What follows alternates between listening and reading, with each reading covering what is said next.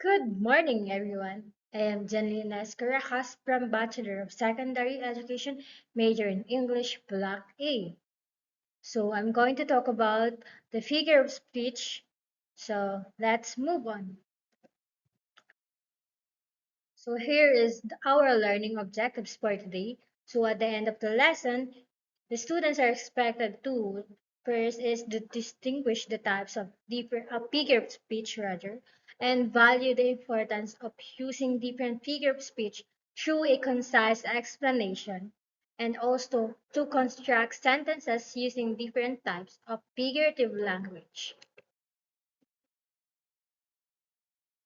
Okay, to formally introduce my topic, so we all know figurative language is the use of descriptive words, phrases, and sentences to convey a message that means something without directly saying it.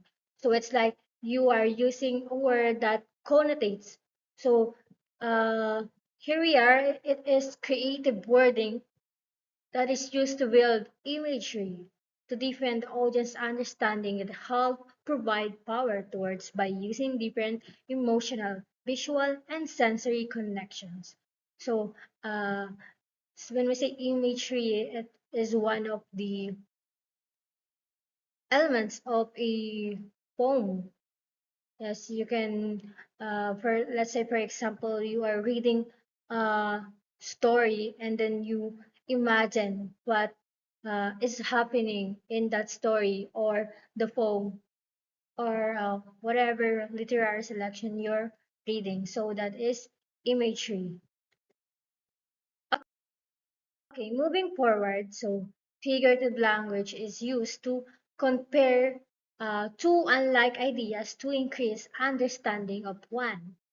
So, andito yung pagko-compare ng dalawang magkaibang bagay sa isa't isa. And also, they describe ideas that sometimes difficult to understand. So, pinapadali ng figurative language yung, uh, let's say for example, ang mga words na mahirap maunawaan ng mga readers. So, it also show a deeper emotion or connection. Next is it influenced the audience. It also help make connection. So pag na-influence ng isang selection, isang story or poem ang reader. So uh, nagkakaroon siya ng connection with it. It also make descriptions easier to visualize and elicit an emotion.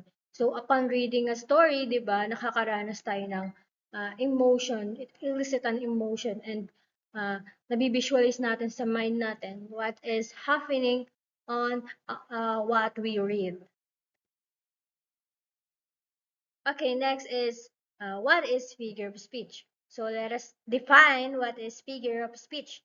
It is a form of expression used to convey meaning or heighten effect by comparing or identifying one thing with another that has meaning or connotation that just like I said earlier, familiar to the reader or listener. That is according to Merriam-Webster Dictionary.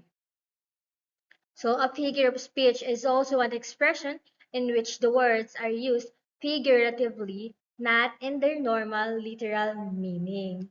So gumagamit ito ng mga words that not is literally uh, directly or dinedirektang pumapatungkol sa bagay na yun. So that is according to Maximilian Dictionary.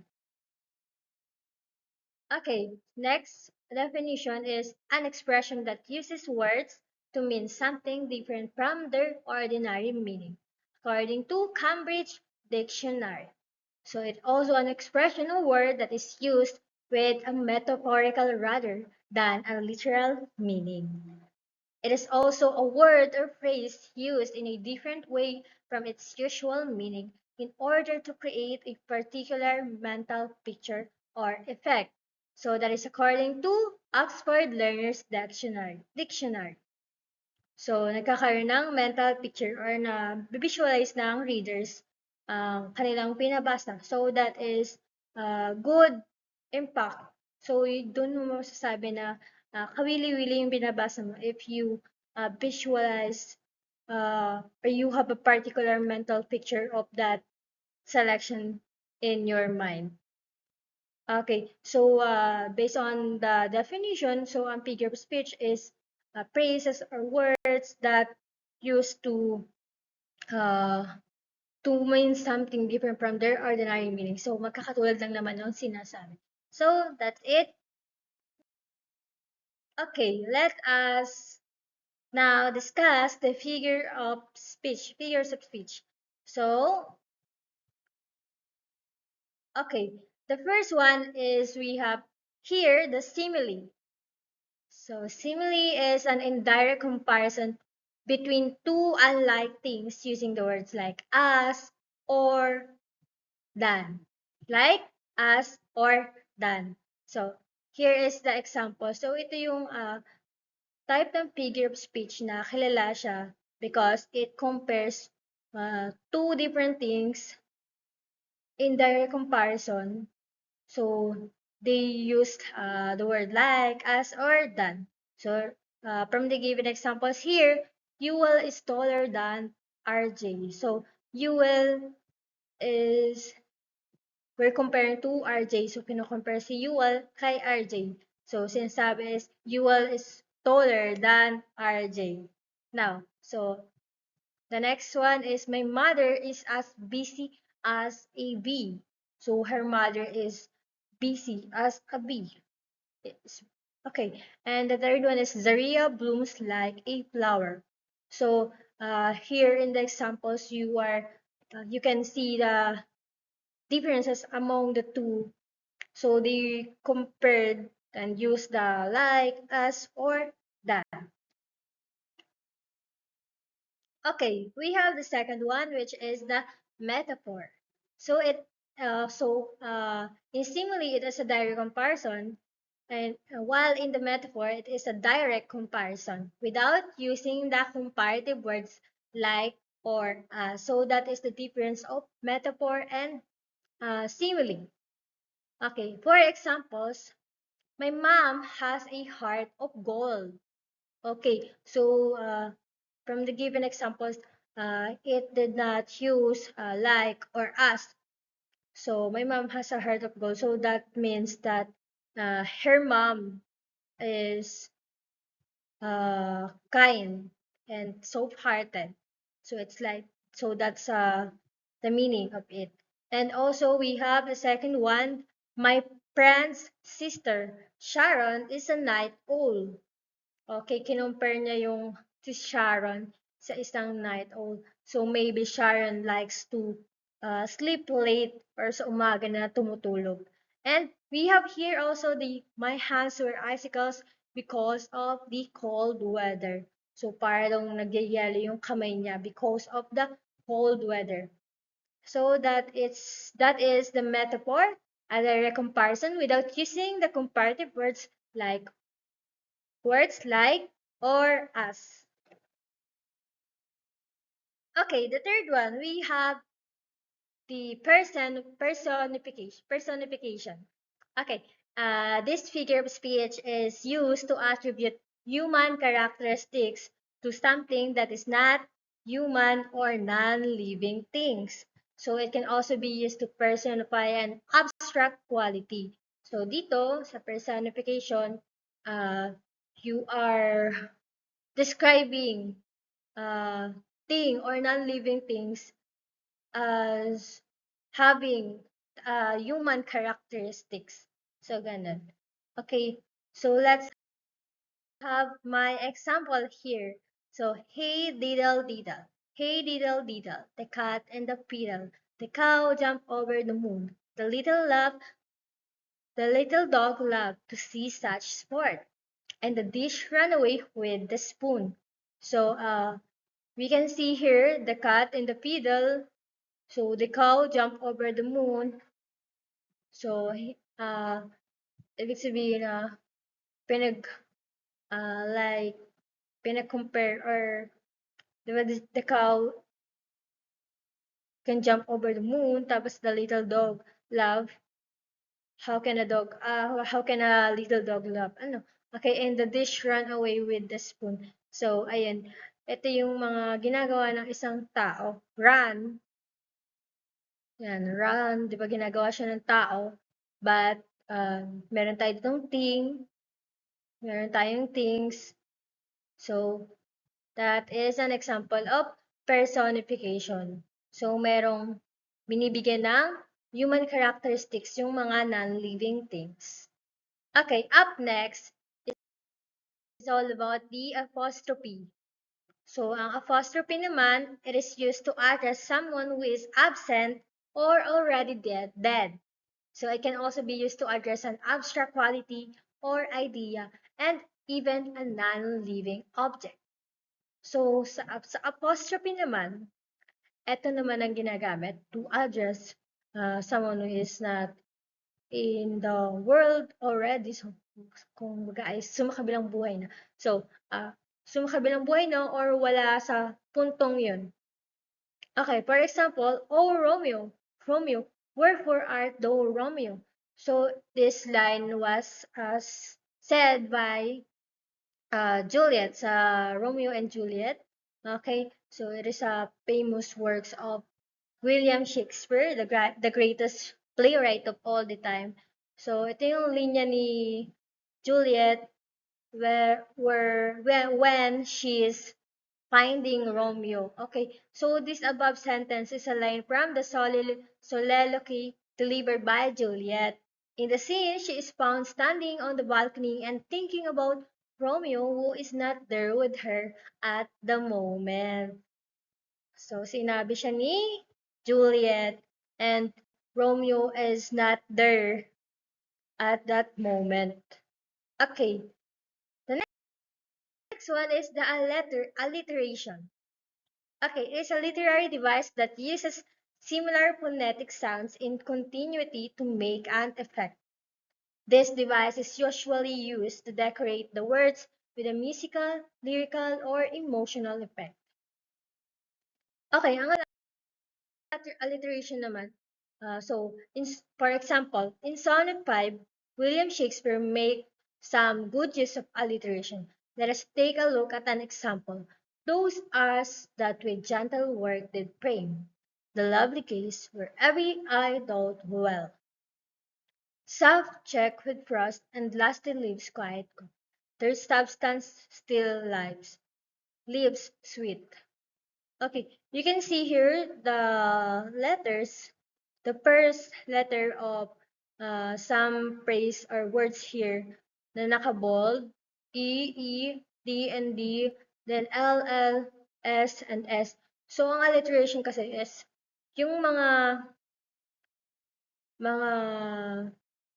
letters or pronunciation, letters or the first letter na parang magkakagaya ng tunog. So, that is I, katulad nito, every, I, dot, dual. So, kung saan siya alliteration is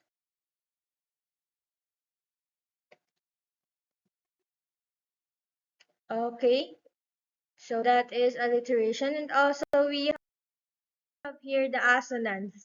So, malalaman natin ang pinagkaiba ng alliteration and assonance later on. So, assonance is characterized by the use of words having similar vowel sounds consecutively. Can be said to be a variation of alliteration. So, okay, assonance. For example, is those images that yet fresh images we get. That dolphin torn that gong tormented. So that is by Byzantium by W.B. Yeats. Okay, ito is assonance. Ito naman yung having similar vowel sounds consecutively. So pag sa assonance, vowel sounds or consonants.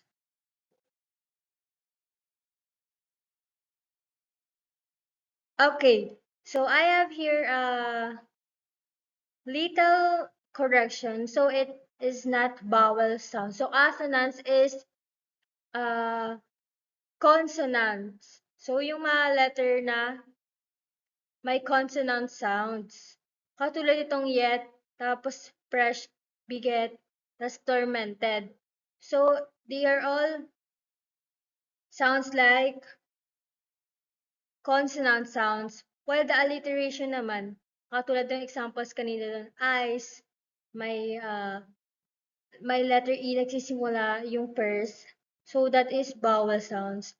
So, yun lang yung correction dito. Ang alliteration is vowel sounds consecutively. Ang assonance naman is consonants. Okay.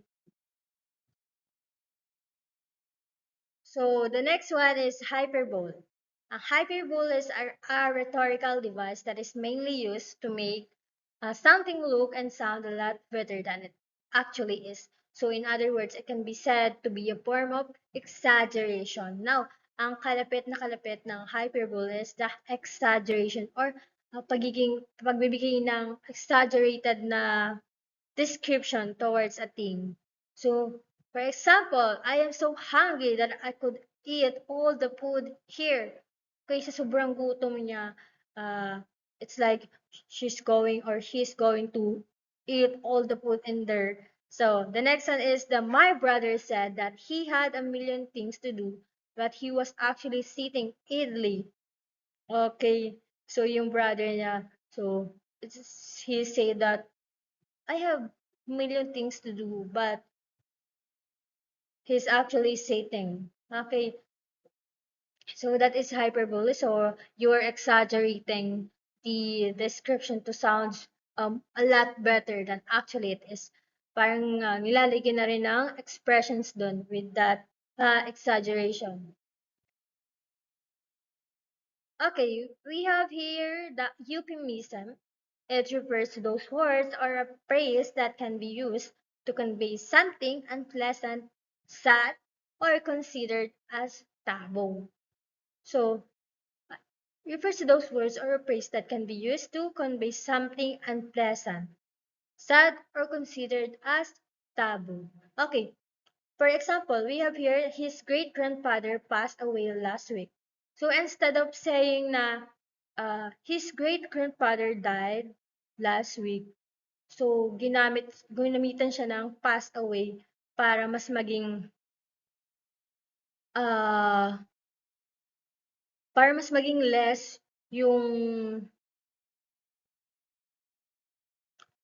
para mas maging magaan. Okay, para mas maging magaan yung pag-describe niya. And katulad ito, isa pang example, it is so unfortunate that we have to let you go. Okay, Sandra seems to be between jobs. Parang pinapadali or pinapagaan yung description. So, it is so unfortunate that we have to let you go. So, parang sinasabi ng boss niya na they have to let you go kasi nga papaalisin ka na sa trabaho. So, parang ganun. So, Sandra seems to be between jobs. So, naghahati na yung oras niya sa kanyang trabaho. Okay. So, that is, can be used to convey something unpleasant, sad, or considered. That is the euphemism. Okay, the next one is the antithesis or antithesis. So, a figure of speech that states strongly contrasting ideas placed in juxtaposition. They contain compound sentences with the two independent clauses separated by a comma or a semicolon in most cases lang naman. So, let's say for example here, hope for the best, prepare for the worst. So, it's like a quotation. So, meron tayo ditong semicolon. Makikita natin yung semicolon natin. Hope for the best. Okay, kung aasa ka na maging maganda, okay, maging maganda yung outcome. Let's say, for example, kung aasa ka na maging maganda yung outcome ng isang performance mo, then you have to prepare for the worst or you have to expect ano yung mga unexpected na thing. So, that what it means. So, ito yung example ng antithesis. Okay, give every man thy ear, but few thy voice. So, that is according to William Shakespeare. So, may malalim na kahulugan tong next na example natin. So, not all people have the voice to speak. Meron silang ear, but sometimes, 'di ba kahit naman may mga tao talaga na alo pasok sa kabilang tenga then lalabas lang sa kabila. So, parang they tend to be quiet about a certain issue. So, hindi sila nagsasalita whatever the circumstances are na. So, ayan, give every man thy ear but few thy voice. So, ang lahat ng tao ay kahit bigyan mo man ng tainga, kukunti lang dyan ang may kakayanan na mag-voice out. May kakayanan na gamitin yung kanilang boses. So, yun yun. That is the antithesis. We also have here the oxymoron. Oxymoron. Okay, a rhetorical device that uses two opposite or contradictory terms one after the other in order to project an effect. Sa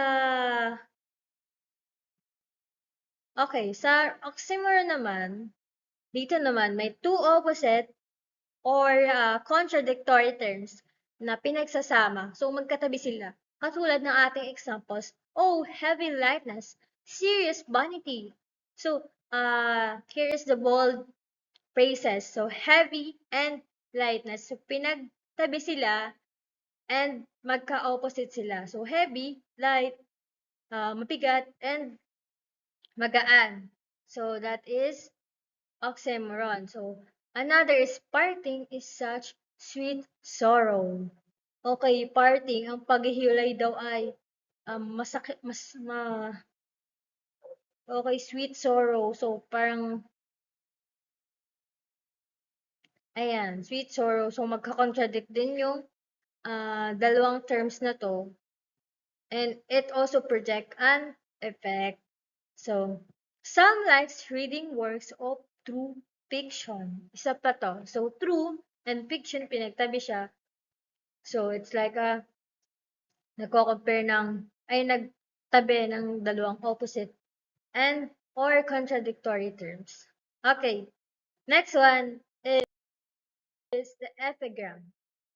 Okay, the epigram, it is a short, interesting, and insightful idea or thought about a specific subject expressed in a witty, satirical, and funny manner.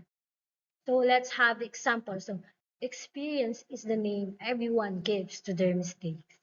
Oscar Wilde. Okay, Oscar Wilde is a well-known uh, writer. Okay, writer din siya. Then, sinabi niya, experience is the name everyone gives to their mistakes. So, parang in Filipino, ang kapag nagkamali ang tao, ibig sabihin, mabuti na lang na na-experience nila yung bagay na yun, kahit magkamali sila. So, yun yung binibigay na definition ng isang tao kapag nagkakamali sila. So, that is experience. So, they call that experience. So, it is an epigram. So, makikita naman natin siya. Isa siyang short, interesting, and insightful idea. Okay? Expressed in a witty or satirical and funny manner. So, andon yung kanyang characteristics. So, mankind must put an end to war, or war will end to mankind. Or war will be the end to mankind. So, sinabi ni John F. Kennedy. Okay, so, sinabi dito na ang mga tao dapat ang nag-e-end ng war or it's the other way around. Ano? Okay, that is the epigram. So it is witty, satirical, and in funny manner. Okay, let's have the number 12, the irony. Okay, it is used to express an intended meaning by using language that conveys an intended meaning by using language that conveys the opposite meaning when taken literally. Okay, irony. So, it conveys the opposite meaning when taken literally. For example, mayroon tayo dito examples. Your hands are as clean as mud. Okay, dinidescribe na yung kanyang kamay ay malinis, pero kasing linis ng isang putik. So that means that her hands is dirty, pero ni-compare lang siya sa clean as mud. Ano? Okay, so ang ibig sabihin nito is, it's like, yung kanyang kamay ay sobrang dirty. So, dirty pero clean as mud. So, may ganon sa sobrang dumi. Okay, parang ironic siya, di ba? Irony na nga. Irony. So, the dinner you served was as hot as ice. Okay, so sinabi niya, the dinner you served was as hot as ice. Siguro malamig na yung dinner niya kasi maaga niluto. Okay, so the dinner you served was as hot as ice. So, mayroon din siyang contradictory dito, nagkakaroon ng opposite meaning. Ano, opposite meaning. So, and also irony. Coming home to a big mess and saying it's good to be back. Okay, so that's it, our irony. So now let's have the fun or the fun rather. So it is a figure of speech that includes a play of words that have more than one meaning or those that sound alike. Okay. So we have here an example. So Winnie the Pooh itong example na nakuha ko, and uh, you can see here the image. So sabi ni So may nagsabi, tie them together. Piglet, can you tie a knot? Sabi nitong rabbit. Okay, so sabi nung isa, I cannot. Ah, so you cannot? No, I cannot not. Not. Pooh. Sabi ni Pooh, who's there? Pooh. Pooh, who? Okay, so can be witty and funny, ano? So na misinterpret nung rabbit itong isa. So sabi niya, can you tie a knot? So sabi ng isa, I cannot. So hindi ako marunong mag-knot. So na-misinterpret siya, so you cannot.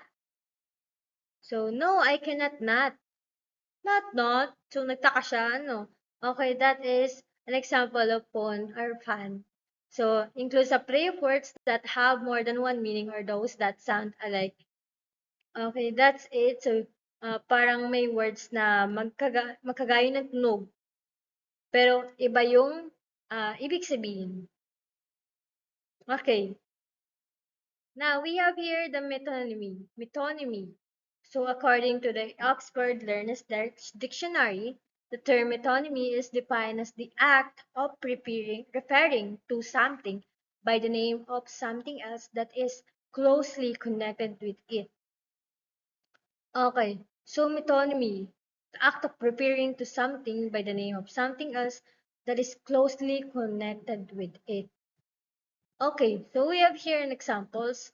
So the pen is mightier than sword. Okay, so itong example na to, it has a meaning.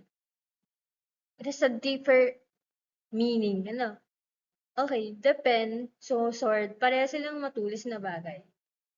So, if you're going uh, to give a meaning literally, so pen and sword, pareha silang matulis, tama. Okay. But the actual meaning of this is the pen is mightier than the sword.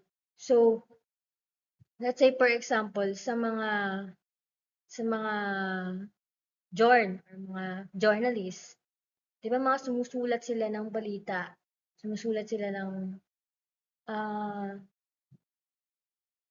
mga news, something na makakapag-update sa mga tao. Okay, and with that, their pen, they use it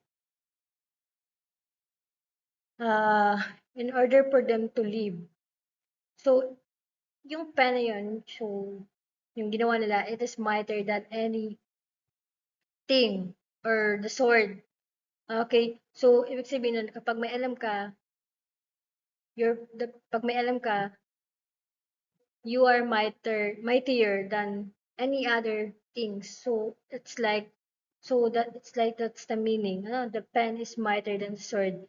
So, kapag may, for example, is, kung mag-aaral ka, kung gagamitin mo yung iyong pinag-aralan, you are mightier than anything or than any swords. Okay, the coach is looking to add some new blood to our team. Okay, ito naman medyo sabi natin siya ay uh, kinda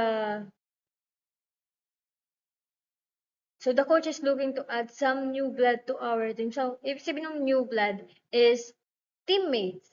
So, bago or mga members. So, parang nag uh, nag-refer siya. Okay, pero yung new blood, ibig sabihin new members or new teammates. Okay, we have here the synecdoche. Synecdoche or synecdoche.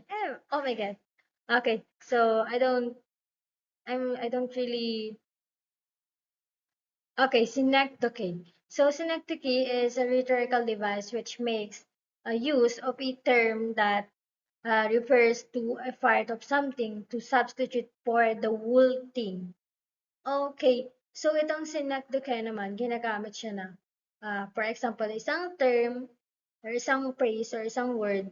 So ginagamit siya to refers to all to the overall parts of a thing. Okay, for example, nice wheels. So we have here the nice wheels is a synecdoche in which wheels stand in for the car that they are part of. So sinabi, nice wheels. So yung wheels na yon, it stand for the car na sinasakyan nila mismo. Okay, so another example, hurry up, Greybird. So it is a not very polite synecdoche in which an old man's Greybird stands in his whole being. So, ito yung describe sa kanya, Greybird. So, ibig sabihin, isa siyang matanda na. So, it stands for his whole being. So, kaya tinawag siyang Greybird kasi he is an old man. So, ito yung part niya tumutukoy sa kanyang wool. So, that is synecdoche. Synecdoche or synecdoche. Okay, let's have here the onomatopoeia. Onomatopoeia. Okay, sorry for my pronunciation. So, it is a figure of speech that is used to express a sound. To be more precise, it also involves the use of words that imitate the sounds associated with the action or object referred to. For example, hiss, clap, or etc. So, ang onomatopoeia naman is ito yung mga terms that express sounds. Katulad itong the buzzing bee flew over my head.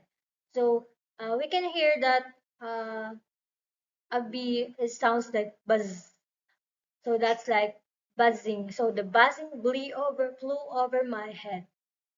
And we also have here the stone hit the water with a splash. Splash. So it's like dinidescribe kung ano yung sounds ng isang bagay. So another is the boulder hit the ground with a plump. So kasama din dito yung for example, boosh. So that is called onomatopoeia. Okay, we have here the anaphora. Anaphora. So it is a repetition of a word or phrase at the start of several sentences of clauses. So let's say for example, be bold, be brief, be gone. Okay, nakikita natin dito yung kanyang pagkakatulad. Be, P. So, a repetition of word or phrase at the start of several sentences of clauses. So, nauulit yung kanyang unang word or phrase. Okay, the next one is to get busy living or get busy dying. Okay, so yan. So, inulit yung get, busy. And nagkaiba lang yung living and also dying. So, that is anaphora. Okay, we have here the understatement. It is a figure of speech that invokes less emotion than would be expected in reaction to something.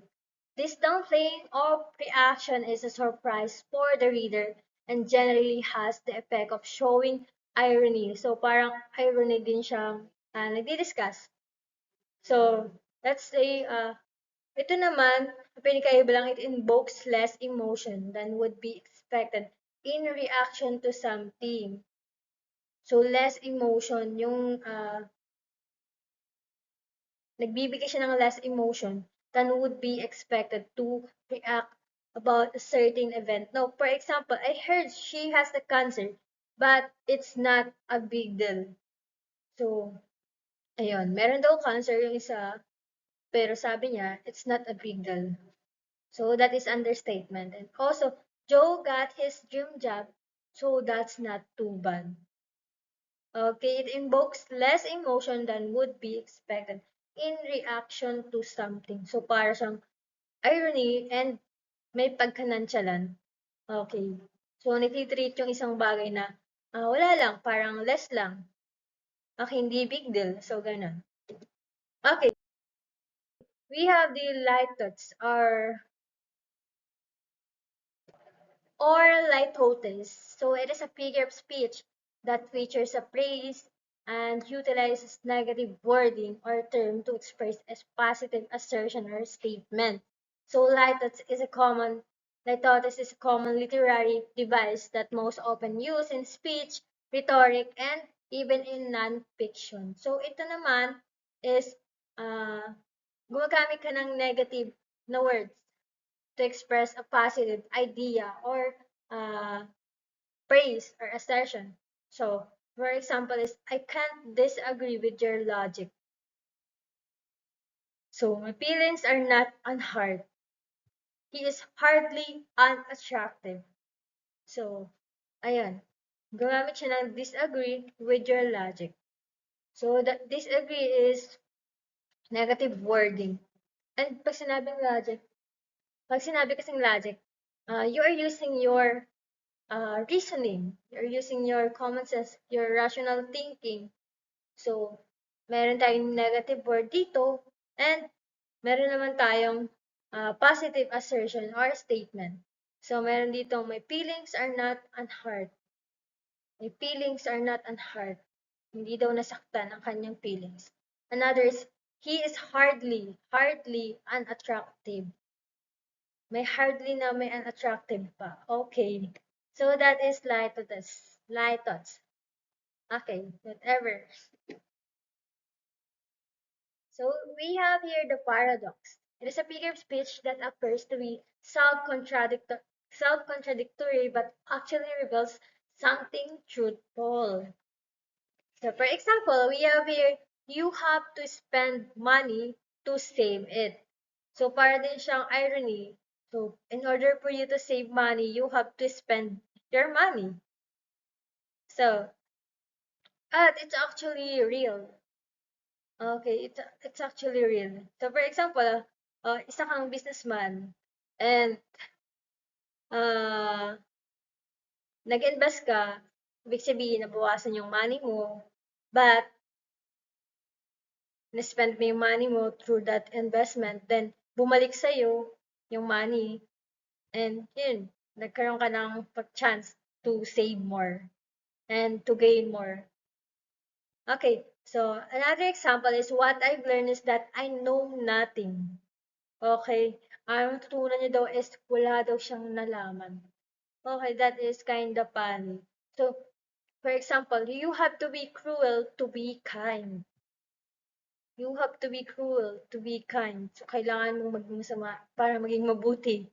So, minsan, nagagamit to. Let's say, for example, sa pagdidisiplina or you're going to discipline or your siblings or your offspring. Okay, kailangan mong ipakita sa kanila or anong magiging actions nitong isa para maging so that they will grow kindly. No? Kaya hindi lahat ng bagay is laging masama yung patutungan. Hindi porket nagmula sa cruel, so ibig sabihin ng cruel na rin. So, you have to be cruel to be kind. And also, we have here that things get worse before they get better. So, it's actually true. So, this statement or this example of paradox is reveals something truthful. Okay, so totoo yan. Bago maging better yung lahat, bago tayo pumunta sa part ng ating buhay na maayos, much better, we have to experience worse things or worse scenarios na akala natin hindi natin kayang malagpasan. So that's it. So that is the paradox. So a figure of speech that appears to be self-contradictory but actually reveals something truthful. Okay, we have here the last one. So I think this is the last one. The idiom, a commonly used expression that has acquired a meaning different from its literal meaning. So idiomatic phrases vary by culture and language. So idiom, so sa Tagalog, mga idioma. So a commonly used expression that has acquired a meaning different from its literal meaning. So ito naman yung ginagamit para mas maiba yung meaning from its literal meaning. So my grandmother's garden is flourishing because of her green thumb. Green thumb. Okay, the children could not play baseball because it's raining cats and dogs outside. Okay, so you can say that the second one, so ang ibig sabihin kasi ng raining cats and dogs outside is raining hard. Kaya hindi makapaglaro yung mga bata because it's raining hard outside. So they cannot play in the playground. So the first one is, so yung garden daw ng grandmother nila is yumayabong because of her green thumb. So dahil daw sa green thumb. So for example, parang pinag-compare yung green thumb sa garden, sa kulay ng mga leaves. Okay, the next one is the importance of figure of speech. So, ito naman ngayon yung mga kung bakit importanteng gamitin yung figure of speech whenever we write a sample of selection or story or poem. Okay, so figure of speech enhance the beauty by adding depth and leaving readers with a sense of wonder. They bring vibrancy to the language, reflecting the writer's intent and purpose. By adding flavor to the text, they make reading more engaging and enjoyable. So, mas nakakatch yung attention ng readers because of using figurative speech or different figure of speech. So, it enhanced. So, pinapalago nito yung ganda and adding depth and leaving readers with a sense of wonder. And also it adds color and vividness to the language itself. It uses descriptive comparisons, images, and unique expressions instead of plain literal statements, makes writing more interesting, readable, and more impactful. So tama naman yun, nagkakaroon ng mas much impact with the readers. So by using figure of speech or figurative language. So nagkakaroon ng vividness, nakikita ng readers kahit nagbabasa lang sila, they can picture in their mind so what's happening in their story. So ano bang nangyayari sa selection nila. Mas nakakot yung kanilang emotions. So parang napipil nila na sila yung bida sa istorya. So something like that. So here is your activity, bend me up. So choose at least 5 types of figure of speech, and construct each one example sentences or phrases. Then write your answer in a clean sheet of paper. So that's all for today. I hope you have learned with me. So once again, I am Miss Janilyn Caracas from Bisad English 4A. So thank you and have a nice day.